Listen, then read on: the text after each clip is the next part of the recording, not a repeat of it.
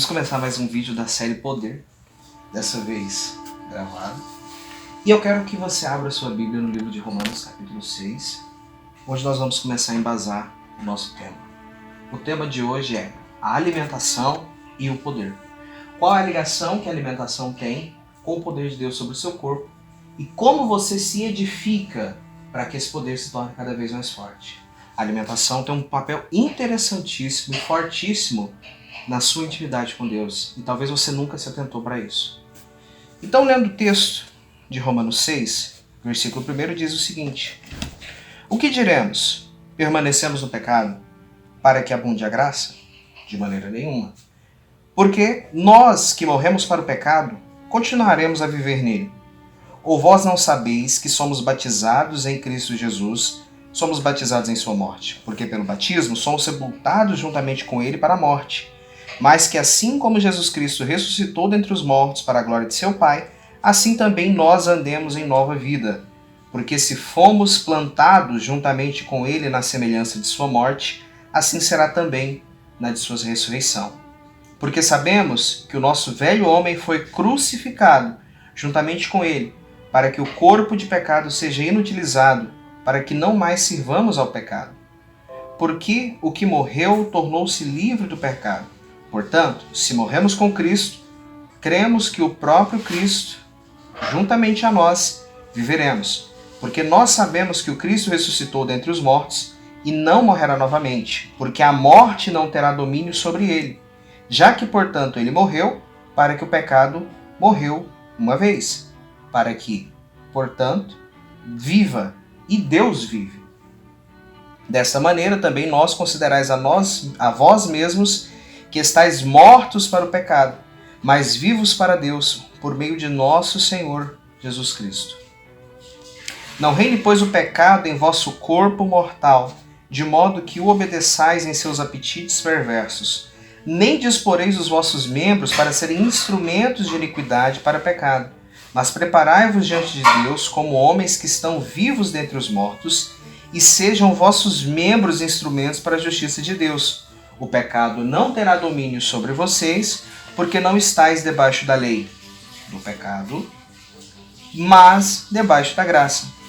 Então o que? Pecaremos porque não estamos debaixo da lei do pecado, mas debaixo da graça? De maneira nenhuma.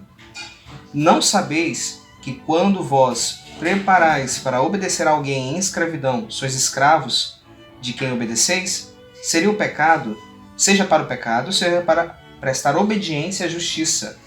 Mas graças a Deus, porque havendo sido nós escravos do pecado, obedecestes de coração a forma da doutrina a qual vos entregastes. E uma vez libertos do pecado, vos submeteste à justiça. Falo aos irmãos devido à fragilidade da vossa carne, presta atenção.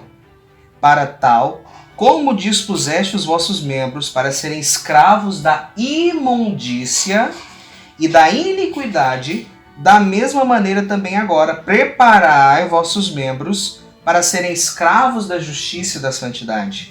Porque enquanto éreis escravos do pecado, éreis livres com respeito à justiça. Contudo, qual fruto obtivestes nesse tempo, daquilo do qual agora vos envergonhais? Porque o fim disso é a morte. Mas agora que estáis livres do pecado e vos converterdes em escravos de Deus, também vós frutificareis frutos santos, cujo resultado é a vida eterna. Porque a recompensa do pecado é a morte, mas a dádiva de Deus é a vida eterna, por meio de Jesus Cristo, o nosso Senhor.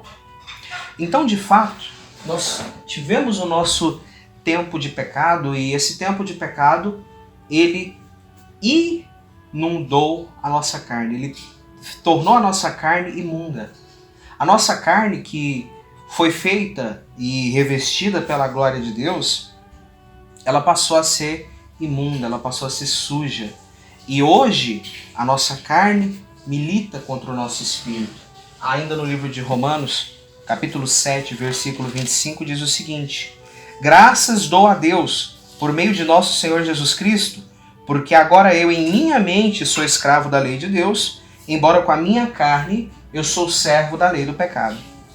Agora já não há condenação para os que estão em Cristo Jesus, que não andam conforme a carne, porque a lei do Espírito de vida que está em Cristo Jesus te livrou da lei do pecado e da morte. Então nós sabemos que na fala de Paulo existem duas leis, a lei do pecado e a lei de Deus. E existem vários sinônimos que englobam essas duas. Você acha que de fato Deus voltaria atrás naquilo que ele disse para fazer com que algo novo repusesse aquilo?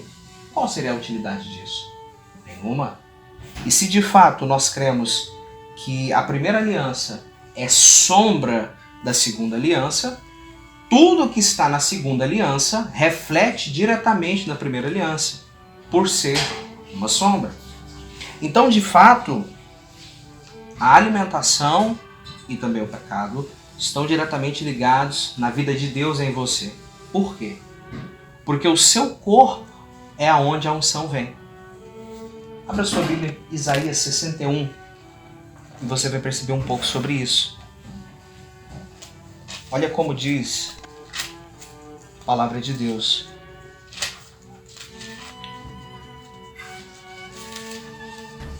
O Espírito de Yahweh Deus está sobre mim, porque Yahweh me ungiu e me enviou para proclamar as boas novas aos aflitos, a estancar a ferida dos quebrantados de coração, a proclamar liberdade aos cativos e a pôr em liberdade os prisioneiros, para proclamar o ano favorável de Yahweh e o dia da salvação de nosso Elohim, para consolar a todos os que choram e para dar aos aflitos de Sião glória em vez de cinza, óleo de alegria em lugar de luto, manto de louvor em lugar de espírito aflito, e serão chamados varões de justiça, plantação de Yahweh, o glorioso.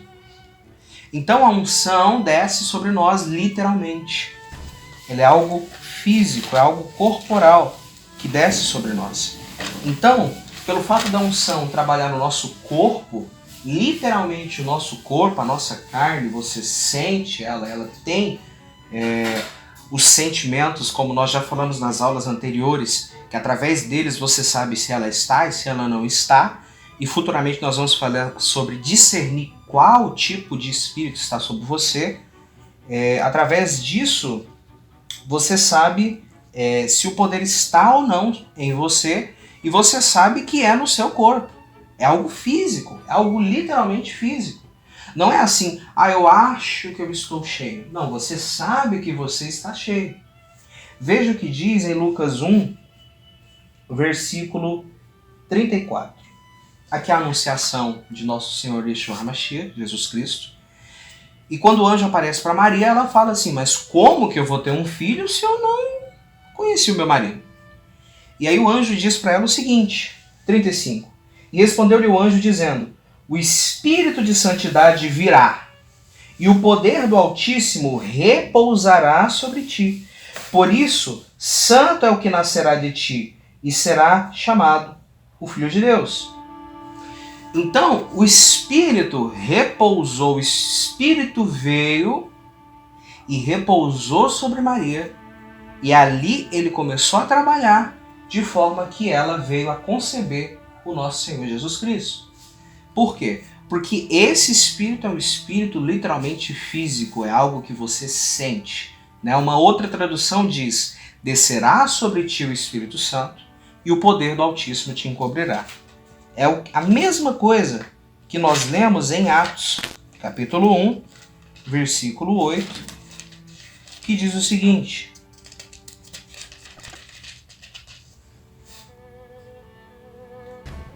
descerá sobre ti o Espírito de Santidade, e recebereis poder, e sereis minhas testemunhas em Jerusalém, em toda a Judéia, mesmo na região da Samaria e até os confins da terra.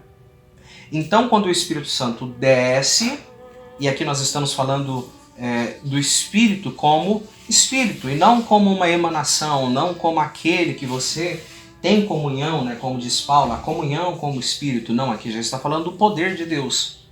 Descerá sobre ti o Espírito Santo, e recebereis poder ao descer sobre vós o Espírito Santo, e ser-lhe-eis testemunhas. Então, quando o Espírito Santo desce, quando o Espírito Santo vem, você se torna testemunha. Por quê? Porque você tem um poder delegado para ser testemunha. Esse é o segredo O segredo é que o poder, o Espírito venha sobre você. E aí sim você se torna uma testemunha. Tem pessoas que não são testemunhas porque não estão debaixo desse poder. Então eles não conseguem testemunhar. E de fato, nós lemos em Marcos, capítulo 16, sobre como os apóstolos testemunhavam a palavra que a eles foi outorgada. Eles testemunhavam com sinais. Eles não testemunhavam apenas com boca, mas eles testemunhavam com o vivo poder de Deus se manifestando. Olha o que diz Marcos capítulo 16, versículo 15. Ide por todo o mundo, proclamai o evangelho a toda criatura. Quem crer e for batizado será salvo, mas quem não crê está condenado.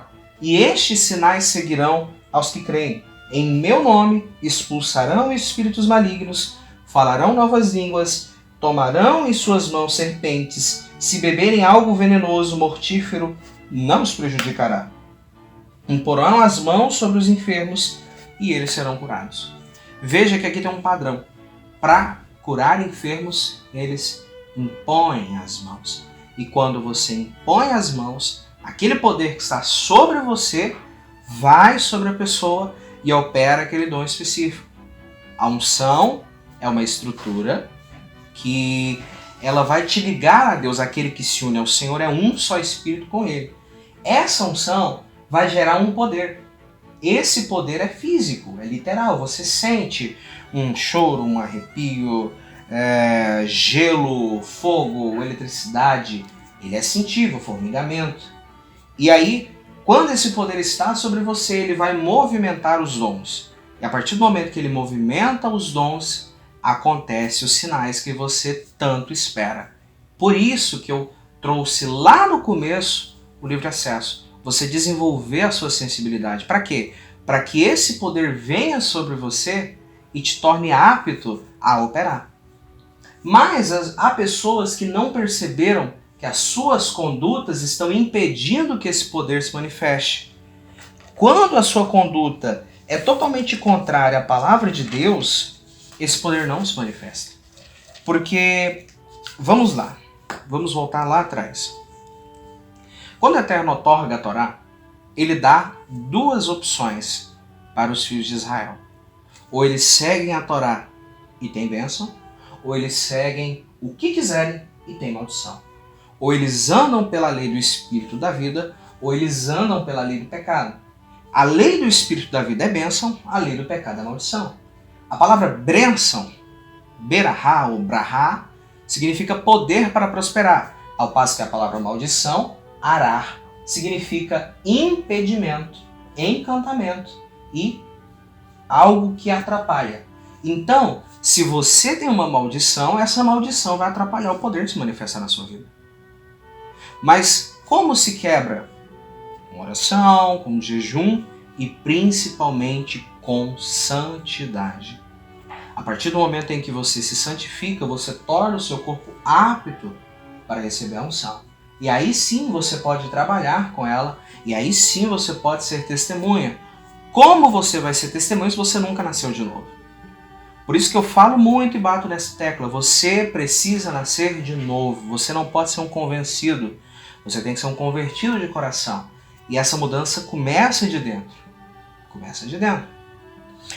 E dentre vários pecados, principalmente os sexuais, que são os que mais atrapalham, porque eles sugam a sua energia, cada pecado sempre vai sugar uma energia sua e ela vai ser entregue de bandeja para algum nefilim. Ela vai ser entregue de bandeja para algum espírito imundo. Então, como você quer servir a Deus se você abre a sua vida para que os espíritos imundos entrem? Por que o Eterno deixa que eles entrem? Porque há pecado.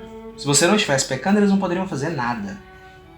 Yeshua disse assim: mal nenhum vos causará dano. Por quê? Porque se você é santo, está debaixo do envio dele, fazendo aquilo que ele te chamou, nada pode te atingir. Mas se você está devendo o cartório, vai te atingir. Vai te atingir. É como uma cerca de proteção. Não passe daqui, porque ali tem um cachorro bravo. Aí você pula a cerca e você tem que lidar com o cachorro bravo. Se você estivesse do lado de fora, você não seria atingido. Então, nós temos algumas bênçãos e algumas maldições que o livro de Deuteronômio traz. Deuteronômio 28:1. Acontecerá que, obedecendo à voz de Yahweh teu Elohim, guardando e cumprindo todos os seus mandamentos, os quais te ordeno hoje, Yahweh teu Elohim te enaltecerá sobre todas as nações da terra. Todas essas bênçãos virão sobre ti e te alcançarão, quando obedecerdes à voz de Yahweh teu Elohim.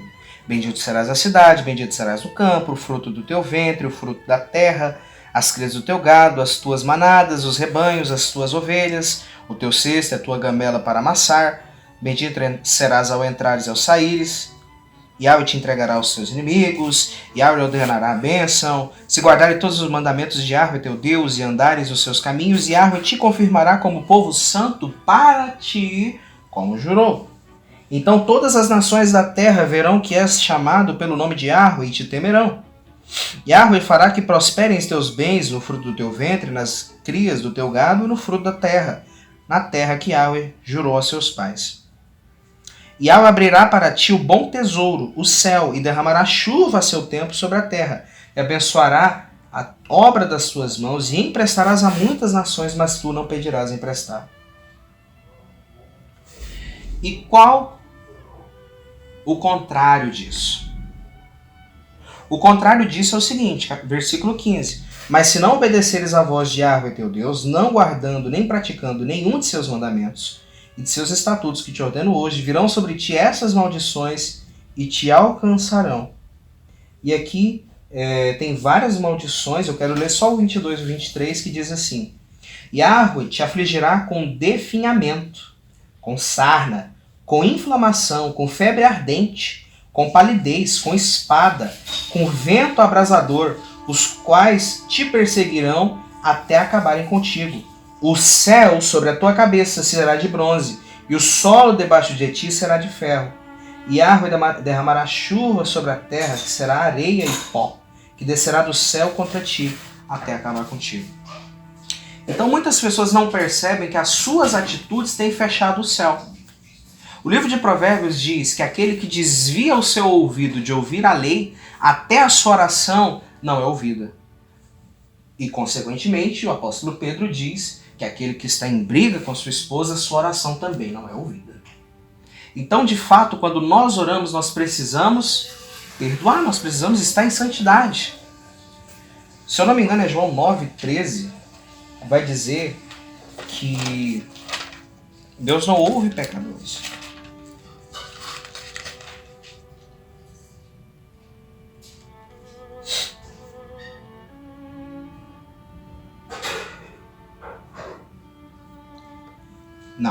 Não é 9,13. Mas há um texto que diz que Deus não ouve pecadores. Ou seja, eu não estou dizendo que na hora da sua angústia, se você está em pecado, Deus não vai te ouvir. Eu não estou dizendo que se você precisa se arrepender e para isso você vai orar, Deus não vai te ouvir. Eu estou dizendo que Deus não vai dar preferência para você. Se você está em pecado e continua nessa prática, você se torna abominável para Deus. Porque o que te torna abominável é aquilo que você faz, não é aquilo que você é. Não adianta você dizer, Deus se importa com o meu coração. Mas o que está dentro do seu coração? Será que o seu coração é um coração segundo o coração de Deus ou é segundo o coração do maligno? A palavra diz que aquele que não tem o Espírito de Cristo, esse tal não é dele. Então, por mais que você tente ser uma boa pessoa, se você não anda no caminho da lei do Espírito de Cristo, você não é dele.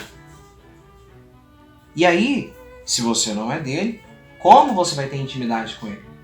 Não tem como. Então as nossas atitudes, elas são diretamente ligadas com a unção sobre nós. Porque se você está longe de Deus, como você vai ter algo que vem dele? Eu conheço pessoas que recebem uma transferência, recebem um poder, um fogo na cara, e ficam 1, 2, 3 meses e somem. Ou então até continua, mas não cresce. Por que não cresce? Porque não há intimidade com Deus. Deus mesmo quem produz unção em nós. Aquele que se une ao Senhor se torna um só espírito com Ele. Então se você está distante de Deus, você já não é um espírito com Ele. E você não sendo um espírito com Ele, você vai ter impedimento. Você não vai conseguir crescer. E tudo ali vai passar a ser bruxaria. Como aconteceu com Balaão, como aconteceu com a Jezabel citada no livro de Apocalipse. Eram profetas de Deus, mas se desviaram para o pecado e deixaram de ser. Olha o que diz Mateus 7.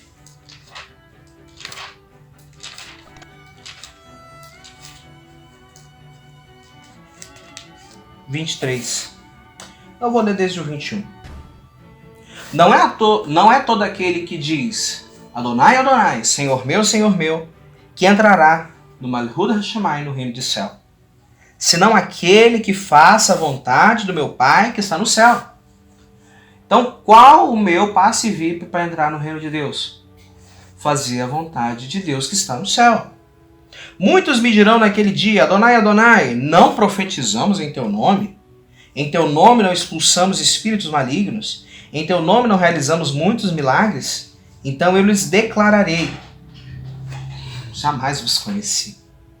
Apartai-vos de mim, praticantes da iniquidade.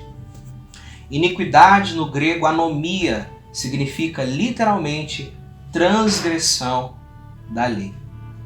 Né? Transgressão da lei, aqueles que praticam contra a lei, aqueles que não seguem a lei.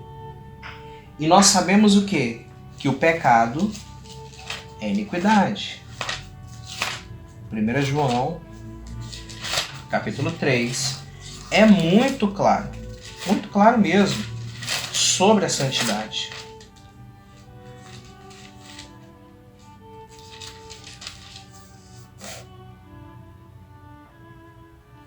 Veja o que diz 1 João 3. Vede quão grande é o amor do Pai por nós, que nos chamou de filhos. Por isso o mundo não nos conhece, porque a ele tampouco conhece. Amados meus, agora somos filhos de Deus, e até agora não se manifestou o que haveremos de ser.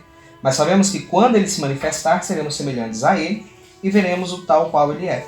E todo aquele que tem esperança nele, a si mesmo purifica, como ele é puro. Porque o que pratica o pecado, pratica injustiça, porque todo pecado é injustiça. E vós sabeis que ele manifestou para lavar os nossos pecados, e nele não há pecado. Todo que permanece nele não peca, e todo que peca não o viu e nem o conheceu. Filhos meus, ninguém vos engane, aquele que pratica a justiça é justo, tal como também Cristo é justo. Aquele que pratica o pecado é de Satanás, porque Satanás tem sido pecador desde o princípio. Para isso se manifestou o Filho de Deus, para destruir as obras de Satanás. Então, sabendo que Yeshua se manifestou para destruir as obras de Satanás, como nós vamos continuar abraçados com Satanás? Tiago fala que aquele que peca é amigo do mundo, e aquele que é amigo do mundo automaticamente é inimigo de Deus.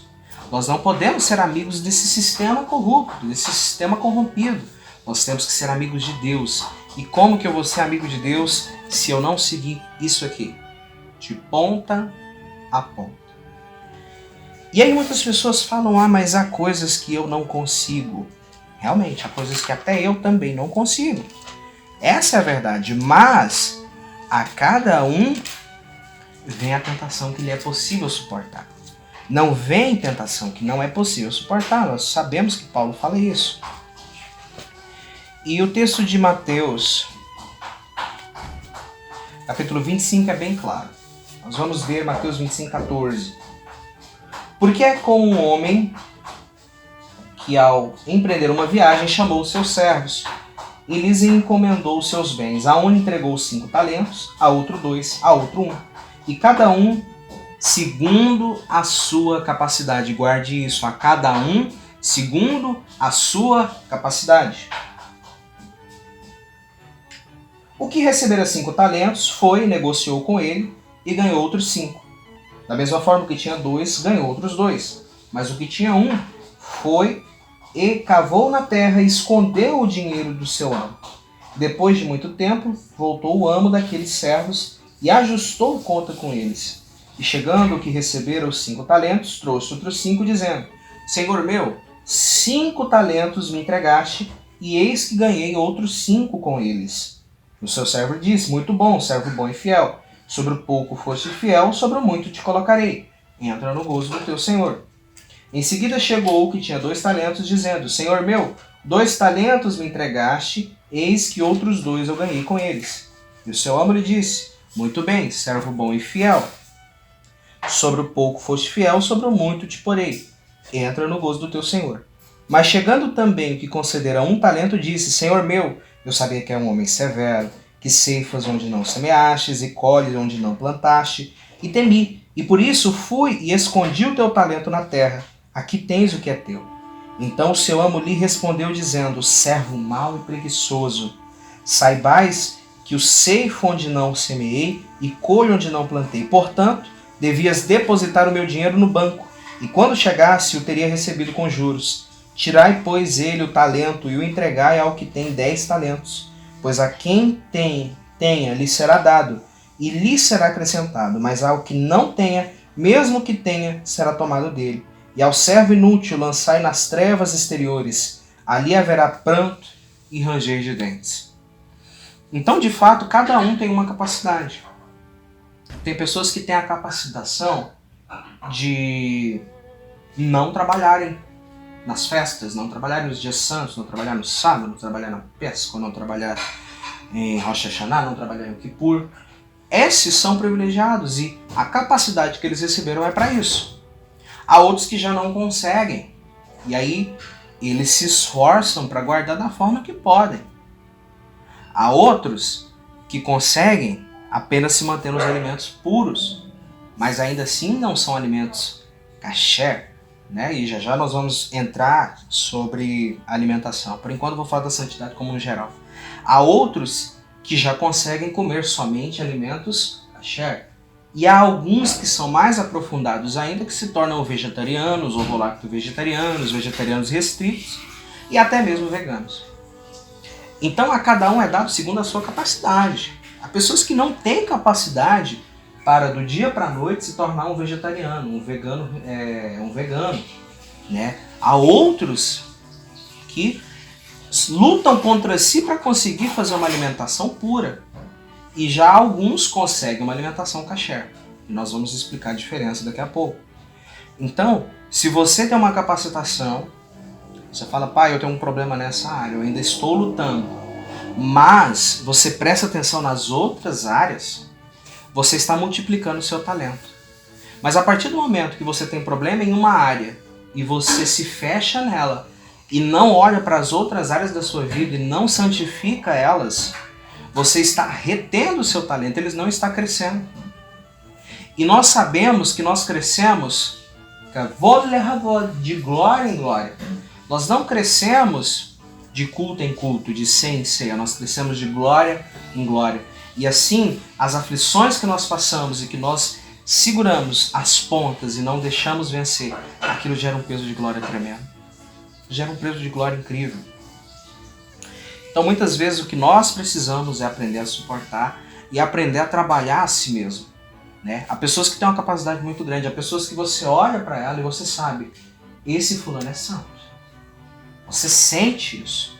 E há pessoas que você sabe que ela está lutando, ela está batalhando, ela está caindo e está levantando, mas ela não desiste. As duas têm méritos diante de Hashem. E a tradição judaica diz que aquele que tem uma dificuldade em certo mandamento, mas mesmo assim o pratica, ele tem mais méritos do que aquele que não tem dificuldade e pratica naturalmente. Cada um de nós tem pecados que somos tentados, que se nós não tivermos vigilância, não tivermos intimidade, comunhão com o Espírito, nós vamos cair neles facilmente. Já outros não têm essa mesma facilidade naquele pecado, mas tem outro. Então, da mesma forma, cada um tem um problema, cada um tem uma dificuldade. Mas nem por isso nós devemos desistir. Pelo contrário, nós devemos nos esforçar para andar na lei do Espírito da vida. Pois se nós andamos do Espírito, nós não damos lugar à carne.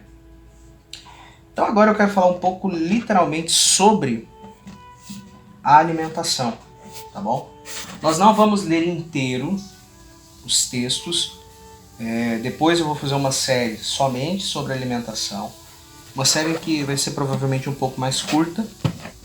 E aí nós vamos falar sobre cada ponto, né? E por que eu falo disso? Cara, 1 João 3, 1, 2. Quero que tudo te vá bem, como vai bem a sua alma. Então, se você inteiro vai bem, tudo vai dar certo.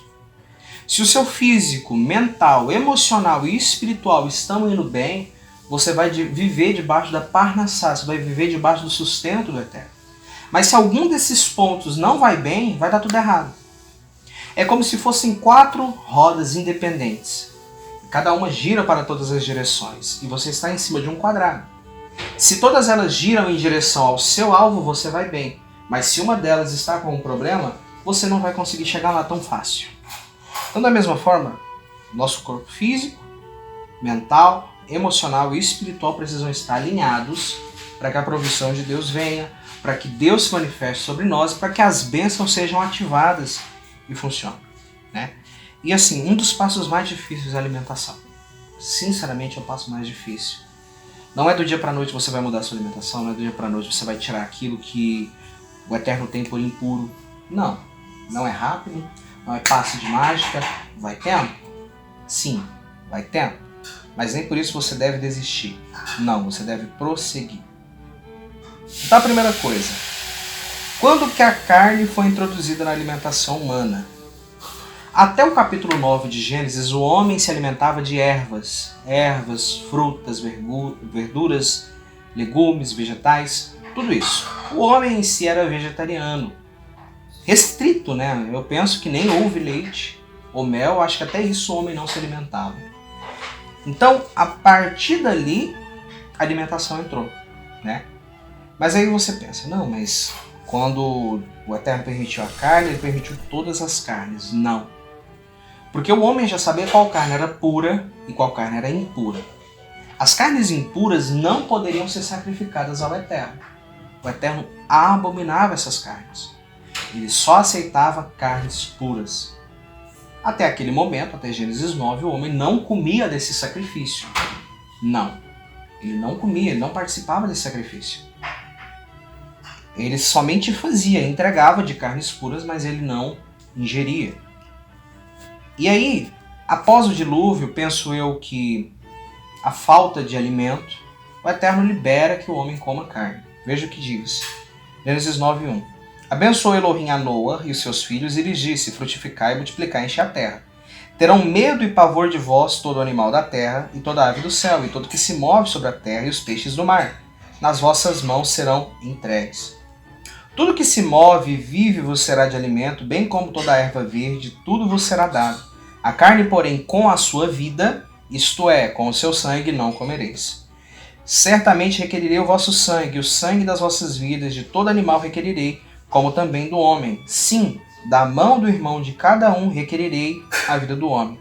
Quem derramar sangue de homem, pelo homem terá o seu sangue derramado, porque Elohim fez a sua imagem, a sua semelhança. Então, nós entendemos que até aqui o homem não comia carne. E o homem também não matava animais, ele sabia que se ele fizesse isso, ele iria ser culpado. Então se nós matarmos um animal, nós estamos em pecado. Porque aquele sangue será requerido do Eterno por nós. Ele vai querer saber por que você matou esse animal. Então, se não foi legítima defesa, foi por esporte, foi por emoção, foi por brincadeira, o Senhor vai requerer o sangue desse animal.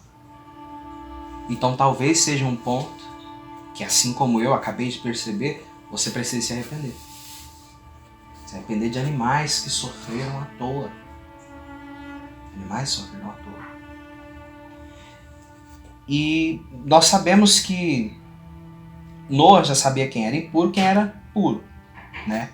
E o homem, ele comia carne quando ele ia sacrificar o Eterno. O homem de Deus, claro. Ele comia carne quando ia sacrificar o Eterno. Por isso é que nós sabemos que o homem já comia alimentos puros muito antes da Torá ser entregue no Sinai. Porque, primeiro, o homem já conhecia uma lei oral. E segundo, o homem só comia aquilo que era sacrificado, né? Tanto é que quando o templo foi instituído, foi dessa mesma forma. O homem só comia o que era sacrificado. Então, o homem não comia aquilo que não era aceitável diante do Eterno. Ponto. O homem não comia o que era aceitável diante do Eterno.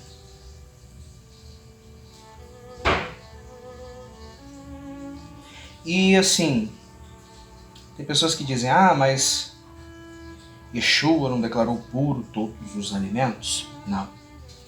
Não declarou puro. Presta atenção. Se você ler o contexto, você vai entender que não tem a ver com todos os alimentos serem puros. mas comer sem lavar as mãos. O que é o Netilat Yadayim? É a lavagem das mãos cerimonial quando se ia comer no templo. Então, digamos que você fosse para Pessach. Até hoje, quando você participa de Pessach, antes de comer do pão, lavam-se as mãos de forma ritual.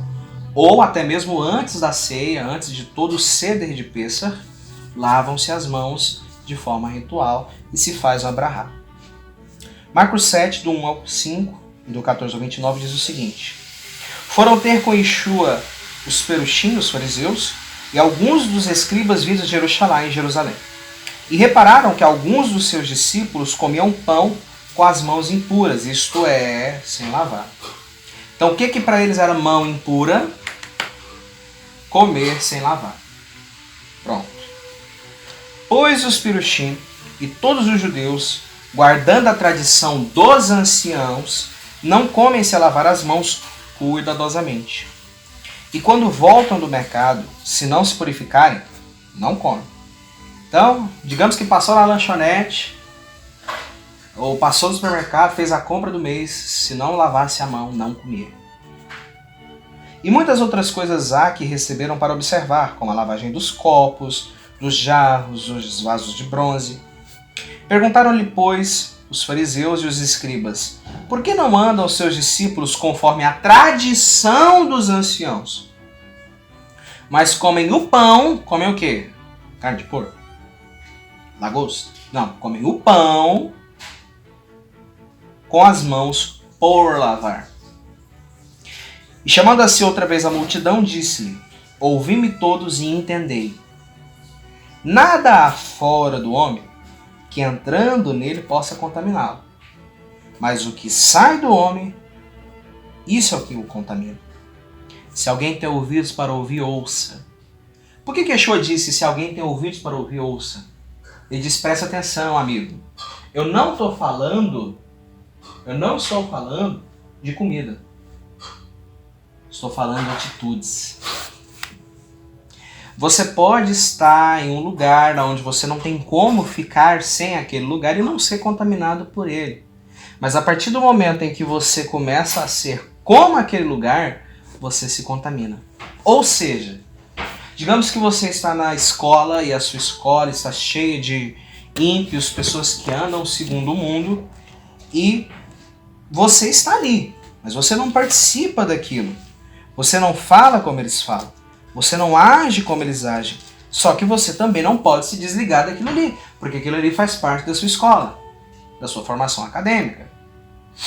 Então, se você não participa da forma que eles participam, você não é impuro. Está entrando em você, está vindo sobre a sua mente, sobre os seus olhos, sobre o seu ouvido, mas você não está deixando aquilo sair. Não te deixou imundo. Mas quando você é tão influenciado que aquilo começa a sair de você, quer dizer que você já foi contaminado. Veja o que diz Salmo 1. Feliz o homem que não anda nos caminhos dos ímpios, nem se mantém na maneira dos pecadores, não se assenta no assento dos escarnecedores, mas o seu deleite está na palavra, na lei de Yahweh.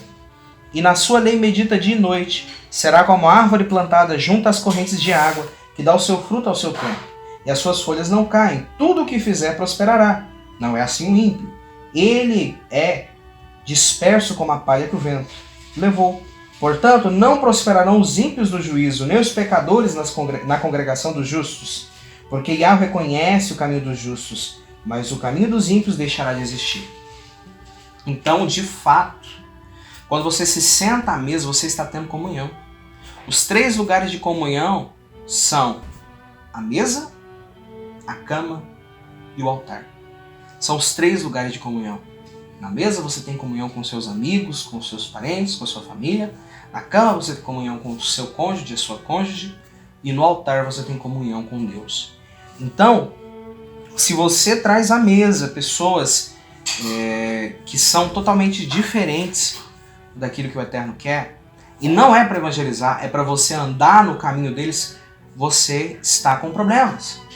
O que aqui diz? Feliz o homem que não anda no caminho dos ímpios e nem se mantém na maneira de pensar dos pecadores.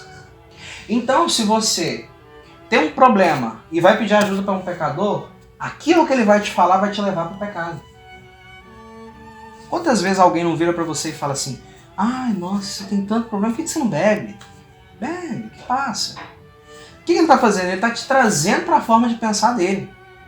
E você cai no conselho dos ímpios. E então, você tem que se preparar para você não cair no conselho dos ímpios. E como que você faz isso? Uma coisa que eu acho interessante no islamismo é que a eles é vetado ter um melhor amigo de outra religião. O melhor amigo de um muçulmano tem que ser muçulmano. Por quê? Porque o conselho dele vai ser baseado na Sharia, no Alcorão, na Surata, vai ser baseado no que o islamismo crê. Então, da mesma forma, nós não podemos ter amigos de melhores amigos, conselheiros, mentores, coach. Não dá. Não cola, são fés diferentes. Eu lembro de uma pessoa que eu estava conversando e ela estava passando pelo psicólogo e estava muito boa, não sei o quê. E aí a psicóloga falou para ela assim, nossa, você está tão triste. Por que você não arruma um namorado? Que conselho é esse? O namorado vai resolver o problema dela? Não vai. Não vai. Então, nós temos que viver a maneira de pensar das escrituras. Não a maneira de pensar dos ímpios. Porque essa maneira de pensar, ela vai só nos jogar para baixo. Continuando. Depois que deixou a multidão e entrou em casa, os seus discípulos interrogaram acerca da parábola. Tá vendo? Que não era literal. Não era sobre comida que ele estava falando. Respondeu-lhes ele e disse, assim também estáis sem entender? Não compreendeis que tudo o que está fora do homem não o pode contaminar? Porque não entra no coração, mas no ventre entra e é lançado fora. Então assim declarou puros alimentos. E quais alimentos? Aqueles comidos sem lavar a mão, no letilate adaim. Porque não precisava lavar a mão para comer um alimento dentro da sua casa, mas você tinha que lavar a mão para comer um alimento no templo. Eles pegaram uma lei que era do templo e trouxeram para a vida deles, assim, para tudo. Esse foi o erro. Não é errado lavar a mão antes de comer. Muito pelo contrário. É higiênico, nós estamos em tempos de pandemia. Mas, o que nós precisamos entender... esse vídeo é gravado em 2021. Alguém vai ver depois e falar de pandemia. Mas, o que nós precisamos entender é que se você comer sem lavar as mãos é uma tradição, você não está em pecado. Tá bom? Então isso que Yeshua declarou puro. Aí tem gente que fala do lençol de Pedro, né? Deixa eu ver se eu acho só essa parte. Atos 10, 9 ao 23. No dia seguinte, indo com eles ao caminho, estando perto da cidade, subiu Quefá, Pedro, ao eirado para orar, cerca da hora sexta.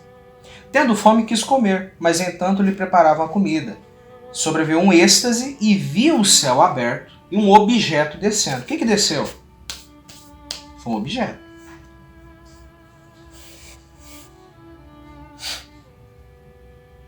Como se fosse um grande lençol. Então parecia um lençol. Quer dizer que era um lençol? Não quer dizer que era um lençol. Sendo baixado pelas quatro pontas sobre a terra, no qual havia todos os quadrúpedes e répteis da terra e aves dos céus. Presta atenção. Havia todos. Não está dizendo que tinha só animais imundos. Tinham todos os animais ali dentro daquele lençol. Enquanto Kefla refletia, tentando entender aquilo ali, ou seja, ele teve a visão, e aí, enquanto ele pensava nessa visão, veio uma voz. Presta atenção. Uma voz lhe disse, levanta-te, Kefá, mata e come. Presta atenção. Presta atenção. Kefá estava com fome. Kefá estava com fome. Kefá se separava de comer carne de porco, de comer camarão, de comer lagarto. Se separava de comer carnes impuras. Então o Eterno vira para ele e fala assim, tá vendo isso aqui? Essas carnes impuras? Vai e come. O que Kefá responde? De modo nenhum, Senhor. Porque nunca comi alguma coisa comum e imunda. Não, eu não vou comer isso aqui. Eu nunca comi. Eu me separo disso aqui. Isso aqui pra mim é distante. Isso aqui pra mim é bicho, é pedra. Eu não como isso aqui. Presta atenção. Pela segunda vez a voz lhe falou: não chames tu comum ao que Elohim purificou. A voz disse que aqueles alimentos foram purificados por Elohim? Não. Por quê? Porque era uma visão. E sucedeu isso por 3 vezes e o objeto foi recolhido ao céu. Enquanto Quefá refletia, perplexo, sobre o que seria a visão que tivera, eis que os homens enviados por Cornélio, tendo perguntado pela casa de Shimon, pararam à porta. E chamando, indagavam se ali havia hospedado Shimon, que tinha por sobrenome Pedro. Estando Quefá ainda a meditar na visão, presta atenção, ele teve uma visão, desceu os animais, ele disse que não comeria, e voltou e desceu de novo, e 3 vezes ele disse que não ia comer. E o Eterno disse que não era para ele tornar comum o que o Eterno purificou. Presta atenção. E a meditar sobre a visão, o Espírito lhe disse, presta atenção, eis que 2 homens te procuram. Levanta-te, pois, desce e vai com eles, nada duvidando, porque eu tos enviei. E descendo Quefá ao encontro desses homens, disse, sou eu a quem procurais. Qual é a causa por que vistes? E eles responderam, centurião Cornélio, homem justo e temente a Deus, e que tem bom testemunho de toda a nação judaica, foi avisado por um santo anjo para te chamar à sua casa e para ouvir as suas palavras. Pedro, pois, convidando-os para entrar, o hospedou. No dia seguinte, levantou-se e partiu com eles, e alguns irmãos dentro de Jope o acompanharam. Atos 10, 24 a 28. No outro dia, estando em Cesareia, Cornélio os esperava, tendo reunido seus parentes e amigos mais íntimos. Quando Pedro ia entrar, veio Cornélio ao encontro e, prostrando-se os pés, o adorou. Mas Pedro o ergueu, dizendo, levanta-te, que eu também sou homem. E, conversando com ele, entrou e achou muitos reunidos. E disse-lhes, vós bem sabeis que não é lícito a um judeu ajuntar-se ou chegar-se a estrangeiros. Mas Elohim mostrou-me, presta atenção, o que Elohim mostrou para ele? Que nenhum homem devo chamar comum ou imundo. Estava falando de homens, não estava falando de comida. Estava falando de homens e não de comida.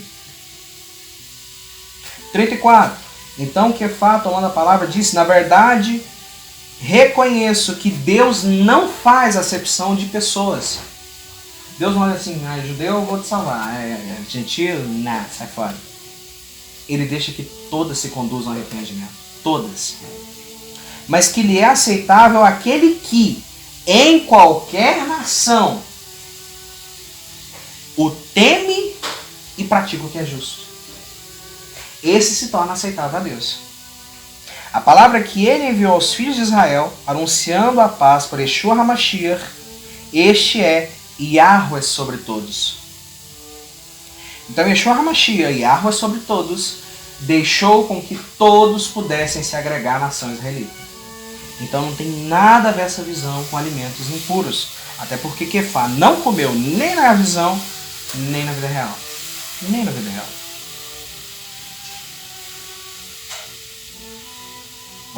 Não vou terminar de ler o texto.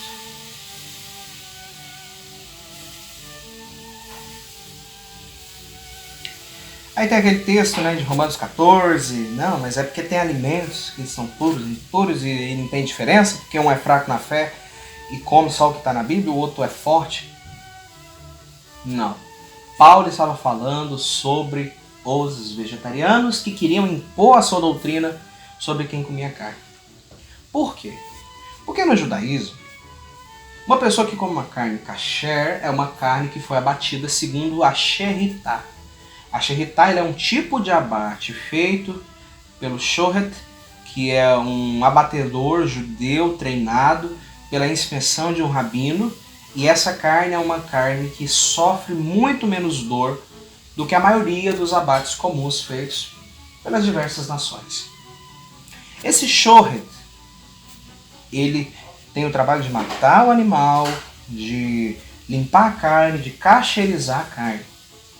Então, até que tenha todo esse processo para tirar o máximo de sangue possível, porque a gente sabe que não se pode comer sangue, Atos 15 fala sobre isso, tinha-se essa diferença entre a carne que se vendia em um açougue comum e a carne que se vendia no açougue judeu. Por ter essa diferença do açougue comum e o açougue judeu, aqueles que não tinham acesso a um açougue judaico tinham aqueles que comiam as carnes, mas carnes abatidas por outros, como impuros. Como impuros. Então, eles preferiram por adotar o vegetarianismo. Porque para eles, que ouviram desde pequenos, olha, você tem que comer a carne que é vendida no açougue judeu. Aí ele pensa, eu não vou comer uma carne no açougue vendido por gentil.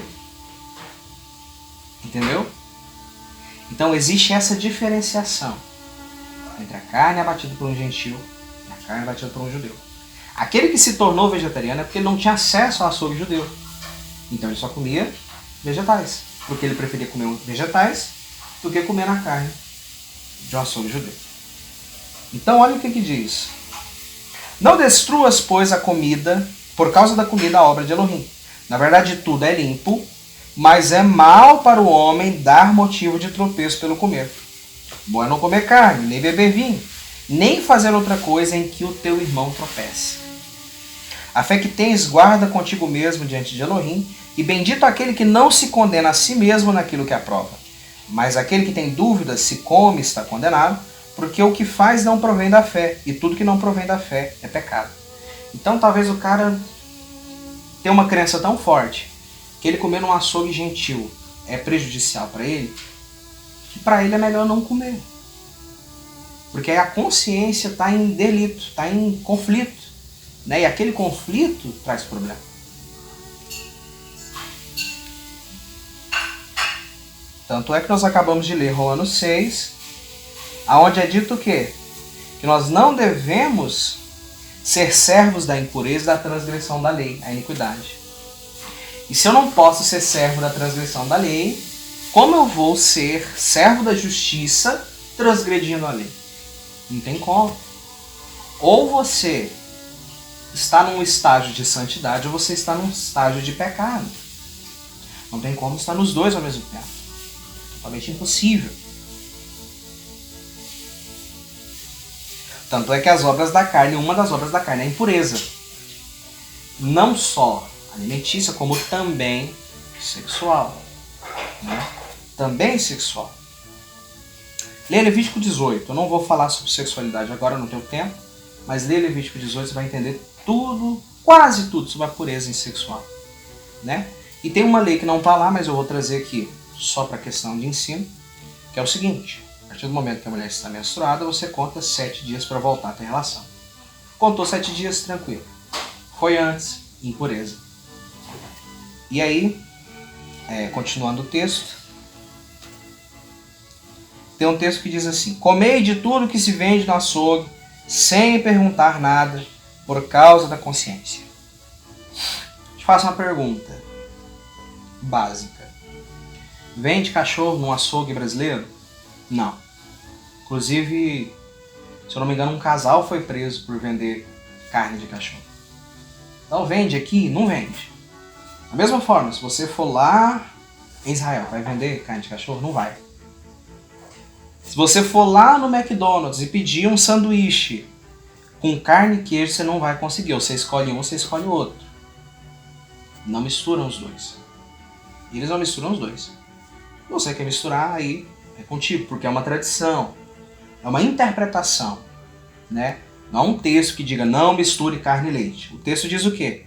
Não misture o leite da mãe do cabrito com o cabrito. Não misture o cabrito com o leite da sua mãe. Mas é o cabrito e o leite da sua mãe. Veja que o texto diz não misture carne com leite. Né? Então são interpretações. Se você não mistura, tudo bem, provém da sua fé. Se você mistura, tudo bem, provém da sua fé. Tá bom? Então essa palavra açougue, eu não vou ter a palavra agora. Eu me esqueci. Mas no aramaico, essa palavra usada para açougue é usada no Talmud para ser açougues que eram abastecidos por judeus. Lembra que eu falei do açougue judeu, açougue gentil? Então esse açougue era abastecido por judeus. Portanto, era uma carne pura que os judeus que moravam fora de Israel compravam e, consequentemente, aqueles que participavam da primeira igreja também compravam, porque eram carnes limpas.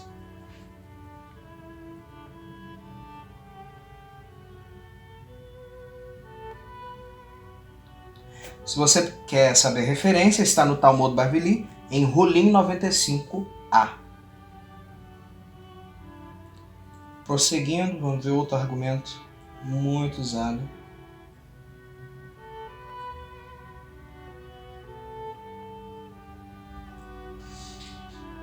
Ok. Vamos lá, alguns pontos sobre o Kashrut. Eu quero que você leia Levítico 11 e Deuteronômio 14. Pause esse vídeo, vai lá, lê devagar, lê com calma. Nós não vamos ter tempo de ler todo esse texto e fazer uma explicação profunda sobre esse texto, né? Nós vamos ficar apenas com o básico. Como eu falei, a mesa é algo muito importante, né? Quanto à virtude de prolongar a hora da refeição na mesa, Rav Yehudá mencionou que a Guemará explica: talvez uma pessoa pobre venha durante a refeição e o anfitrião estará em posição de lhe dar comida imediatamente, sem forçar a pessoa pobre a esperar. Os sábios em outros lugares elogiam uma pessoa que age apropriadamente em uma refeição, como está escrito: o altar 3 cúbitos de altura e o comprimento dele 2 cúbitos, era de madeira. E assim os cantos os seus, o comprimento dele e as paredes dele também eram de madeira. Ezequiel 41, 22. Está escrito na continuação desse texto: e ele me disse, esta é a mesa que está diante de Yahweh, o Senhor. A linguagem desse verso é difícil, pois começa com altar e termina com mesa. Em vez disso, o Rabino Yohanan e o Rabino Elazar dizem: enquanto o templo se levantasse, o altar expiava as transgressões de Israel. Agora que o templo foi destruído, a mesa da pessoa expia as suas transgressões. Por quê? Porque na mesa há um altar. Na mesa há comunhão com o seu próximo. Na mesa há comunhão com aqueles que são íntimos. Então há uma certa expiação na mesa. E agora nós vamos para pontos do Kashrut. O que é Kashrut? A lei alimentar, as leis dietéticas. Primeiro, os quadrúpedes devem ter casco fendido e ruminar. Segundo, não se come animal ferido, sufocado ou doente. Terceiro, não se come sangue algum. Quarto, gorduras e parte da gordura abdominal dos bovinos, caprinos e ovinos deve ser removida.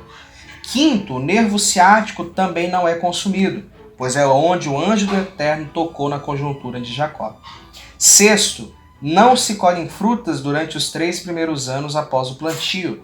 Sétimo, os grãos devem ser recém-cultivados. Oitavo, plantas diferentes que foram cultivadas juntos são proibidas. Os transgênicos, né?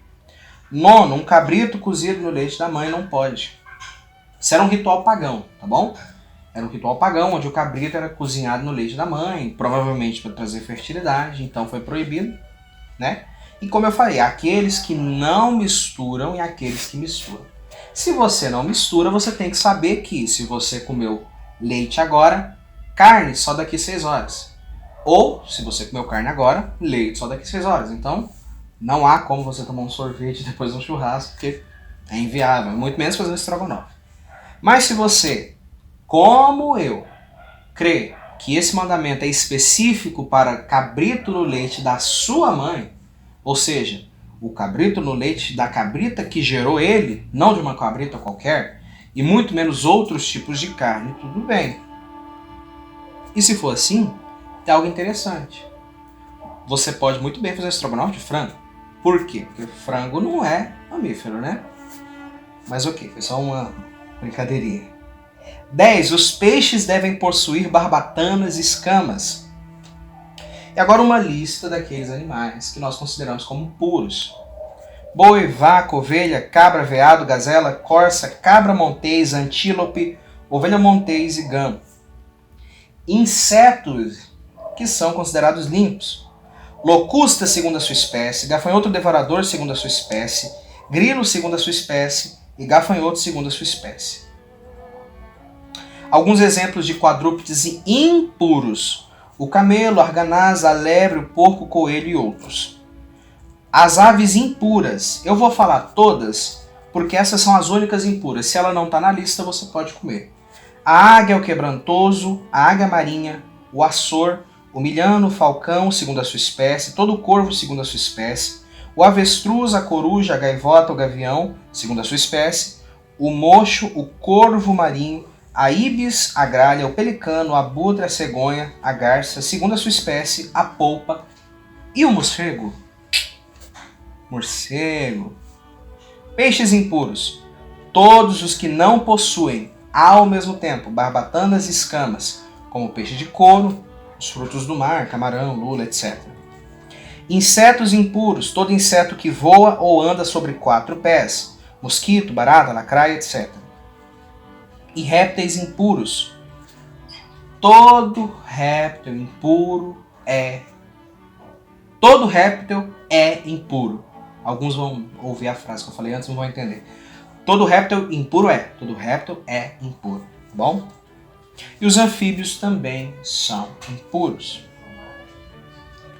Como eu já falei, existe também a xerritá, mas é aquilo que eu falei. Se você tem acesso a uma carne abatida pela xerritá, opte por ela. Está à sua mão. Você tem 5 talentos. Se você não tem acesso, mas ainda não consegue ficar sem carne, coma as carnes que são puras. Não é porque ela não é caché que ela deixou de ser pura. E se você tem uma graça maior sobre a sua vida, né? Uma graça enorme sobre a sua vida, e vê que é pra você, eu não quero te obrigar, você pode se tornar vegano, vegetariano, né? O vegano, todo vegano é um vegetariano restrito, ou seja, ele não come nada de origem animal, nem carne, nem leite, nem mel, nem ovo, nada. Os ovo-lacto vegetarianos comem ovo, leite, quase a maioria deles come mel, né? E as outras coisas eles já não comem. Então é uma escolha sua. Mas por que eu falo isso? Pense você. 1 Coríntios capítulo 15 diz o seguinte: nós temos que levar em conta que glória é luz e luz é energia. Glória é luz, luz é energia, tá bom?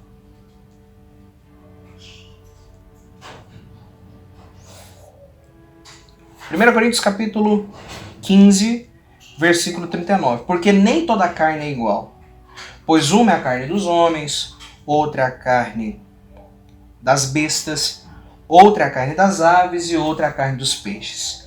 Também há corpos celestiais e corpos terrenos.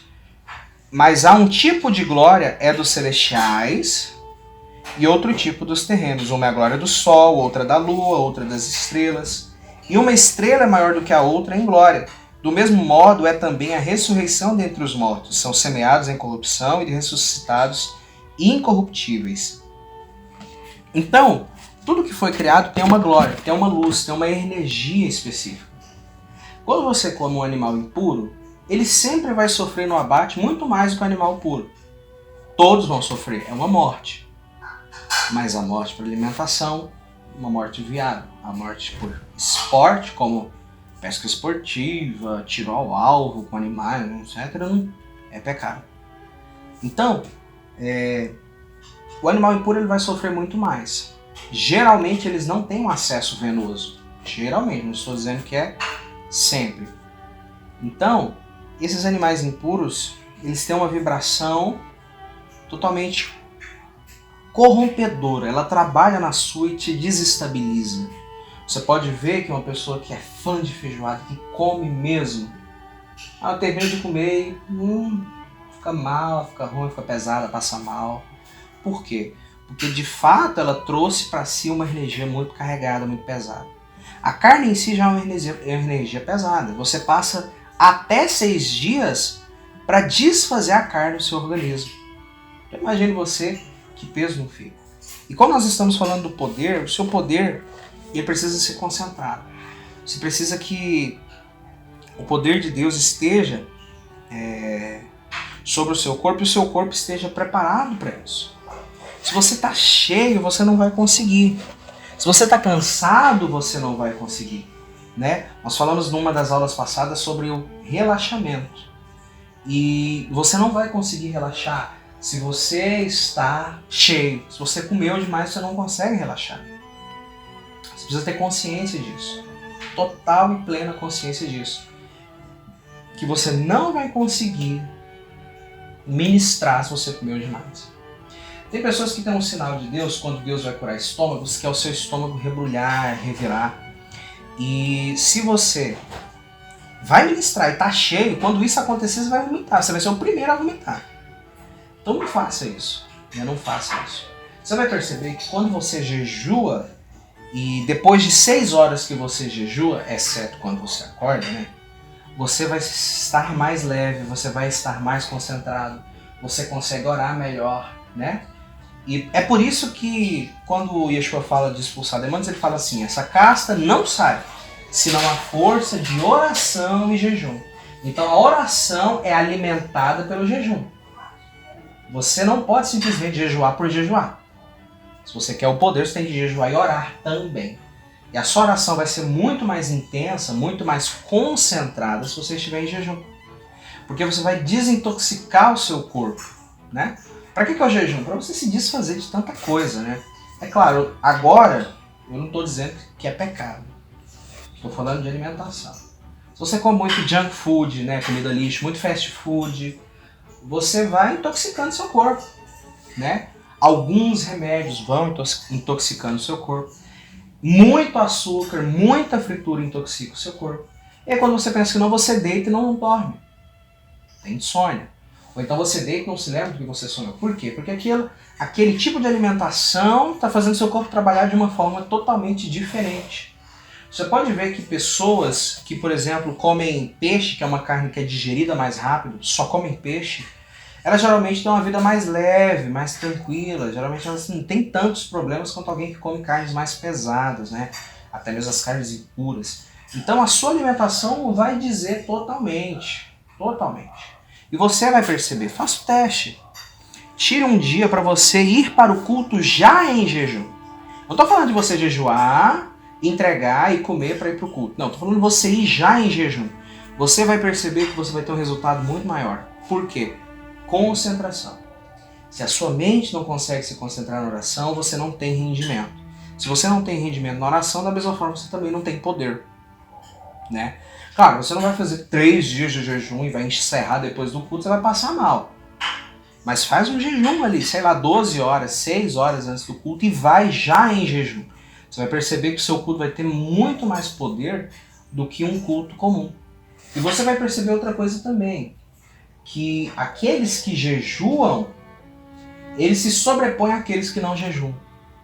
Às vezes você chega num lugar que você tem uma autoridade conflitante, e nós vamos fazer uma série só sobre a autoridade, e essa autoridade conflitante está te desgastando, está te segurando, não está te deixando fluir, e a partir do momento em que você está em jejum, você ultrapassa ela, porque você está fazendo um sacrifício. O jejum é um sacrifício.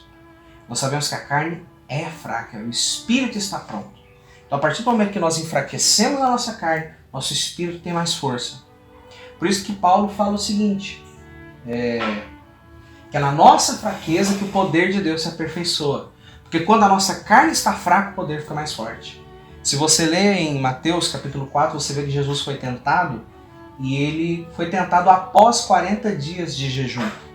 Então a carne dele estava totalmente fraca, ela chegou no limite aonde ele poderia continuar vivo, bebendo água, é claro. E por essa causa, o Espírito levou ele até o deserto. O Espírito levou ele a uma provação, levou até o diabo e o diabo tentou ele. Eu tenho certeza que foi uma visão aquilo, porque como o diabo pegaria ele e levantaria para cima do pináculo do templo? Não tem como. Então, se prepare, jejue, cuide da sua alimentação, cuide da sua santidade. Nós somos vaso, nós somos morada. Eu vou falar sobre isso depois. E sendo nós morada, a nossa casa tem que estar limpa. Nós temos que estar limpos. Quero que tudo te vá bem como vai bem a sua alma. Então essa foi a aula de hoje. Que o Eterno possa te abençoar grandemente. Lehit Haor.